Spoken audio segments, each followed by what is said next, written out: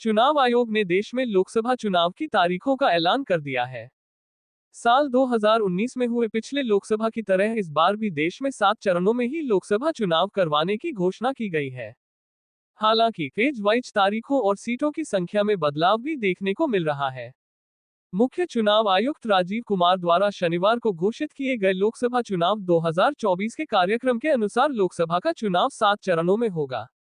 पहले चरण के तहत 19 अप्रैल को लोकसभा की 102 सीटों पर मतदान होगा, जबकि दूसरे चरण के तहत 26 अप्रैल को 89, तीसरे चरण के तहत 7 मई को 94, चौथे चरण के तहत 13 मई को 96, पांचवें चरण के तहत 20 मई को 49, छठे चरण के तहत 25 मई को 57 और सातवें चरण के तहत 1 जून को लोकसभा की 57 सीटों पर मतदान होगा।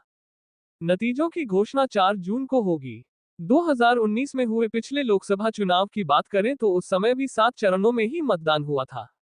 वर्ष 2019 में 11 अप्रैल को पहले चरण में लोकसभा की 91 सीटों पर मतदान हुआ था, जबकि दूसरे चरण में 18 अप्रैल को 95, तीसरे चरण में 23 अप्रैल को 117, चौथे चरण में 29 अप्रैल को 71, पांचवें चरण में 6 मई को 50, छठे चरण में 12 मई को 59 और सातवें चरण में 19 मई को 59 लोकसभा सीटों पर मतदान हुआ था। नतीजों की घोषणा 23 मई 2019 को हुई थी। मुख्य चुनाव आयुक्त राजीव कुमार ने मीडिया को संबोधित करते हुए बताया कि वर्तमान 17वीं लोकसभा का कार्यकाल 16 जून 2024 को समाप्त होने वाला है।